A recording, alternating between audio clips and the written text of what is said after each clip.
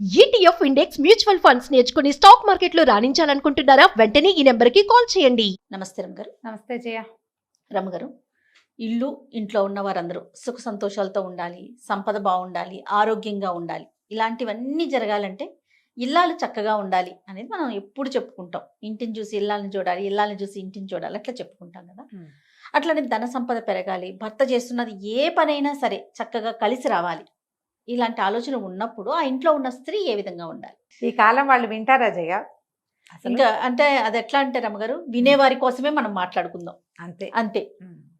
భర్తల వ్యాపారాలు, ఉద్యోగాలు, సంపాదన పెరగాలంటే బేసిక్ రూల్స్ కొన్ని ఉన్నాయి జయ. ఎవరికైనా భర్తలకేంటి, ఒక ఇంట్లో వాళ్ళకి డబ్బులు రావాలి, ధనం వృద్ధి చెందాలి, వాళ్ళు చేస్తున్న ఏ వృత్తి వ్యాపారాలైనా ముందుకెళ్ళాలి అంటే మొదట ఇల్లు శుభ్రంగా ఉండాలి, శాంతిగా ఉండాలి, ఇంట్లో ప్రశాంతత ఉండాలి. ఏ పూజా విధానాన్ని వీళ్ళు అవలంబిస్తారో వాళ్ళ కుటుంబాల్లో ఆ విధానాలు మానకూడదు, మార్చకూడదు. కొత్త దేవుడు అండి అని కొత్త దైవాలను తెచ్చుకోకూడదు. తెచ్చుకో, కానీ పాత దైవాన్ని విడనాడకూడదు. వాళ్ళ ఇంట్లో ఒక పద్ధతి ఉంది. ఇప్పుడు కోడళ్ళు బయట నుంచి వస్తే ఏం చేస్తారంటే జయ, తల్లుల ప్రభావం ఎక్కువగా ఉందనుకో, పుట్టింటి పూజలు తెస్తారు. తేయకూడదని కాదు, తేవచ్చు, పాతది మానేస్తారు. అత్తవారింట్లో ఒక నిత్యము అక్కడ పూజింపబడే దైవము, చేయబడే ఒక విధానము, అవలంబించే ఒక ధర్మము, ఆ ఇళ్లలో ఒక పద్ధతి ఉంది. ఎవరికైనా అన్నం పెడతారు, ఓ పక్షులు గూళ్ళు పెట్టుకుంటాయి వాళ్ళ పెరట్లో, అలాంటివి కూడా చేయ. తర్వాత ఎవరికైనా ధన సహాయం చేస్తారు, ఏటా ఇంతమందికి బట్టలు ఇవ్వాలని, ఇంతమందికి ధనం ఇవ్వాలని చేస్తుంటే ఇది కంటిన్యూ చేయాలి. అవి మానకూడదు. రైట్. అత్తగారు చేసేవి ఏవైనా, అత్తవారింట్లో జరిగేవి ముందంతా లేదండి మా అత్తగారే మొదలు పెట్టారు, నేను చేయకపోతే ఏమవుతుంది అని అడగద్దు. అత్తగారు కూడా చేసేవైతే మంచిదే, కానీ మన అత్తవారింట్లో ఒక విధానం సాగుతోంది, దానివల్ల వీళ్ళు బెటర్మెంట్కి వచ్చారు అంటే బాగున్నారు అంటే అది మానకూడదు. ఏవైనా చెడ్డ పనులు ఉన్నాయి వాళ్ళ ఇంట్లో, దీనివల్లే మీకు ధన సమృద్ధి లేదు అని మీరు ఏ పురోహితుడితోనో, ఏ జ్యోతిష్యుడితోనో, ఏ ధర్మశాస్త్రం, ఏ విచారణ చేసి చెప్తారు కదా, ధర్మ విచారణ చేసి వాళ్ళ వల్ల కనుక తెలుసుకుంటే ఆ పర్టికులర్ విధానం మానుకోవచ్చు. ఓకే. కానీ శుభప్రదమైనది, నలుగురికి ఉపయోగపడేది, ఈ ఇంట్లో నుంచి కొంత బయటికి వెళ్ళి పాజిటివ్ ఎనర్జీగా మారేది ఏదైనా ఉంటే అవి మానకూడదు. ఇల్లు శుభ్రంగా ఉంచాలంటే జనాలకి ఇప్పుడు ఓసిడి ఒకటి పట్టుకుంది. వాళ్ళు రేపు కోవిడ్ తర్వాత విపరీతంగా ఓసిడికి గురయ్యారు. అవునండి. ఓసిడిలో ఇల్లు శుభ్రంగా ఉండటం, ఎంతసేపు సర్దిందే సర్ది, తుడిచిందే తుడిచి, కడిగిందే కడిగి, కూరగాయలు విపరీతంగా కడగటం, ఎంతసేపు హెల్దీ తిండని అదో పిచ్చి. పీరియడ్ ఇష్యూస్, అది కలుపుకుంటే ఏమొస్తుందో, ఇది కలుపుకుంటే ఏమొస్తుందో, అది కలిసిపోయింది కాబట్టి అదేదో అవుతుందేమో, ఇలాంటి భయాలు పిచ్చల కింద ప్రబలిపోతున్నాయి. పిచ్చ వల్ల ఏమి బాగుపడదమ్మా, పిచ్చి కింద పిచ్చే డెవలప్ అవుతుంది. అవును. పిచ్చికి పడద్దు. అలాంటివి ఏమైనా ఉంటే దాన్ని రిపేర్ చేసుకోండి, దానికి వైద్యం చేయించుకోండి. కానీ అక్కడ అంటే చేయబడేటువంటి, అవలంబించబడేటువంటి ధర్మ మార్గాన్ని వదిలిపెట్టద్దు. సాధారణంగా ధన సమృద్ధి అనగానే లక్ష్మీదేవి, ఈశ్వరుడు రెండు విధానాలు ఉండాలి. లక్ష్మీదేవికి పూజ, మామూలుగా లక్ష్మికి పూజ అంటే మనం లక్ష్మీదేవిని పెట్టుకుని లక్ష్మీ అష్టోత్తర శతనామావళి చేసి నిత్యలక్ష్మి పూజ చేయటమే కాదు. లక్ష్మీదేవికి కొట్లాటలు ఉంటే నచ్చదు. మీరు పక్కింటి వాళ్ళతో పోట్లాట, వాకిట్లోకి ఎవరైనా వస్తే పోట్లాట, స్విగ్గీ జొమాటో వాడు వస్తే ఆ వాళ్ళతోటి కూడా వాదన, వాళ్ళతోటి కూడా వాదిస్తారమ్మా. ఏంటో సార్ అనలేదని, అవునన్నారని, మర్యాదగా మాట్లాడలేదని, ఎవరో ఒకటితోటి పోట్లాట. ఇందులో ఆడమగ తేడా లేదమ్మా పోట్లాటలకి. అన్నిటికీ పోట్లాడము. ఇంట్లో వాళ్ళే మా భార్యాభర్త కొట్టుకుంటూ ఉండటం, అత్త కోడళ్ళు కొట్టుకోవటం, వీటి వల్ల సమృద్ధి రాదు. అవి తగ్గించుకోండి. వ్యాపారం పెరగాలంటే ప్రధానమైన సూత్రం అది. ఇప్పుడు భర్తలు చాలామంది అన్నదమ్ములు వ్యాపారాల్లో కలిసి ఉండి ఇళ్లల్లో సెపరేట్గా ఉంటారు. అలాంటి వాళ్ళు కూడా కనిపిస్తారు. మనము వాళ్ళకి తగాదా పెట్టేలాగా ప్రవర్తించకూడదు. సెల్ఫ్కి పెద్దపీట వేయకూడదు. సర్వతోముఖాభివృద్ధి, ఫ్యామిలీ ముందుకెళ్ళాలంటే నా సంగతే నేను చూసుకుంటా అన్న ఊహ చేయకూడదు.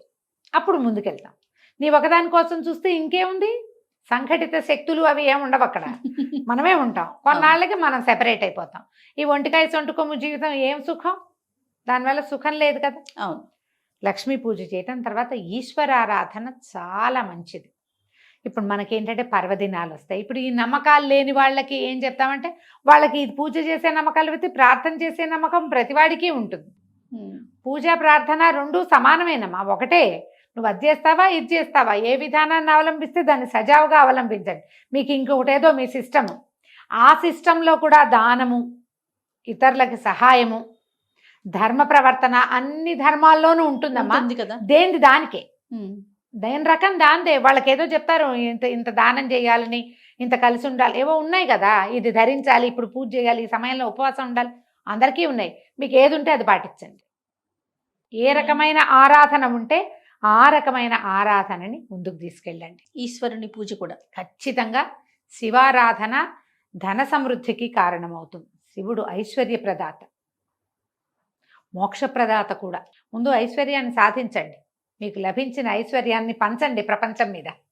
అప్పుడు మోక్షం వైపుకు వెళ్లేందుకు కూడా దారి కనపడుతుంది. అంతే. మీకు వచ్చిన దాన్ని మీరే దాచిపెట్టుకుంటూ ఉంటే కొన్నాళ్ళకి ఏమవుతాం, నరకంలో పడతాం మనం.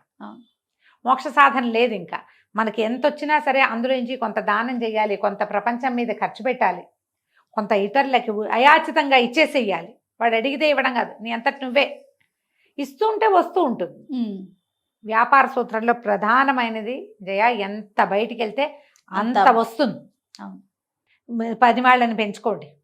అందరివి ఒక 10 కుటుంబాలు, 25 మంది ఉన్నారు మీ దగ్గర, 50 మంది ఉన్నారు, వాళ్ళందరూ బాగుండేలాగా చూసుకోండి.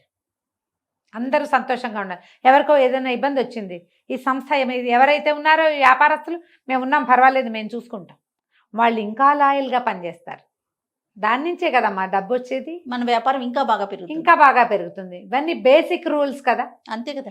ఇవి ఒకళ్ళలో ఉంటే సరిపోదు జయ, మంది మీదకి వెళ్ళాలి ఇవి. ఇప్పుడు ఒక ఫ్యామిలీ పెద్దకి ఈ రకమైన అవగాహన ఉంది, మిగిలిన వాళ్ళంతా వ్యతిరేకించకూడదు. వాళ్ళు వ్యతిరేకిస్తుంటే వాళ్ళని కూర్చోబెట్టి వాళ్ళకి అర్థమయ్యేలాగా చెప్పాలి. ఇది మన వ్యాపార సూత్రం, ఇదే మన ఐశ్వర్యానికి కారణం. ఇలాగే ఉండాలి. దీన్ని ఈ రకంగా మీ ఐడియాలజీ అంతా బయట ఏదైనా చేసుకోండి, ఈ ఫ్రేమ్లో మాత్రం ఇంతే మీరు, అంతే. ఇలా ఖచ్చితమైన నియమావళి గనక ఈ ఇళ్లల్లో ఉంటే ఆడవాళ్ళకి ఉండాలి. మగవాళ్ళు దానాలు చేసేవాళ్ళైనా ఆడవాళ్ళ చేతులు చిన్నవనుకో కష్టం, ఇంకేమిస్తారు. అవును కదా. పూర్వం అట దీని మీద చిన్న కథ చెప్తా చూడు. ఒక ఆయన పిసినారు, వాడు వ్యాపారస్తుడు, బాగా సంపాదించాడు. భార్య ఆవిడకి ఏంటంటే ఇలా సంక్రాంతి వచ్చిందంటే దానం చేసేయాలి, 4 బస్తాలు అక్కడ పెట్టించు, నేను దానం చేసుకోవాలనేది. ఆవిడ పెద్ద పెద్ద అరిచేతులు, తీసిందంటే తవ్వేడొస్తాయి. అయిందా. ఆయన ఏం చేశాడు, కుమారుడికి పెళ్లి చేశాడు. 22-21 ఏళ్ళు వచ్చినాయి, పిల్లకి 16 ఏళ్ళ చిట్టి పిల్ల, అందమైన పిల్లని చేసుకున్నాడు. ఆ పిల్ల ఆయనకి తెగ నచ్చింది. దాని బుజ్జి బుజ్జి చేతులు, చిట్టి చేతుల పిల్ల. కొంతమంది ఉంటారుగా. అక్కడి నుంచి పెళ్ళి అవగానే ఏమన్నాడు, ఏమే ఇన్నాళ్ళు నువ్వు చేసావు దానం, ఇక నుంచి కోడలు చేస్తుంది, నువ్వు ఇంకా ఒడ్లు బియ్యము దానం చేయడానికి పూనుకోవద్దు. ఓకే. వాళ్ళు నవధాన్యాలు వాకిట్లో పెట్టించాడు. దాన్ని 9 కాదులే, కొన్ని గోధుమలని జొన్నలని పెట్టించారు. అమ్మ జొన్నలు పెట్టమ్మా అన్న వాళ్ళకి జొన్నలు పెడుతుంది. అత్తగారి పీడికిలతో పెట్టింది అనుకో దోసెడవుతాయి అవి. కోడలు పీడికిలతో పెడితే చిన్నే అవుతాయి, ఎక్కువ ఉండవు. అమ్మాయి చక్కగా దానం చేయమ్మా నువ్వు అని కోడలు కప్పచెప్పాడు. కోడలు కప్పచెప్తే కోడలు ఏం చేసేది, 1 పిడికిలు చాలదు, 3 పిడికిళ్ళ దానం దాని పుట్టింట్లో అది నేర్చుకుంది. ఈయన 3వ రోజు సాయంత్రం ఊరు నుంచి తిరిగి వచ్చాడు, చూసుకున్నాడు బస్తాలన్నీ ఖాళీ. పిల్ల కనుక పిడికిడితో కాదు దోసెడితో పెట్టినా ఎక్కువ పోవే, సగం పైగా ఉండాలి.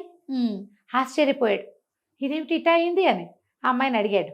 అమ్మాయి అందరికీ దానం చేసామండి, చేశాను మామయ్య గారు, చక్కగా చేశానండి. మెల్లిగా భార్యను పక్కకి తీసుకెళ్ళి అడిగాడు, ఏమే దాన్ని చెయ్యి చూడు, ఆ పిల్ల చెయ్యి అంతే, చిట్టి పద్మం వల్ల ఇంతే చెయ్యి, అది ఎంత పెట్టినా వెళ్ళవే, ఎంతమందికి పెట్టినా ఇటా పెట్టింది, మొత్తం ధాన్యం అంతా అయిపోయింది, అన్ని బస్తాలు ఖాళీ అయిపోయినాయి, ఏం మిగలేదు, కనుమ నాటికి ఖాళీ మొత్తం. అడిగితే ఈవిడ చెప్పింది, నేను 1 దోసెడే పెట్టేదాన్ని, దాని వాళ్ళ పుట్టింట్లో వాళ్ళ నాన్నగారు 3 పిడికిళ్ళు పెట్టించేవాట, 3 దోసెలు పెట్టించేవాట.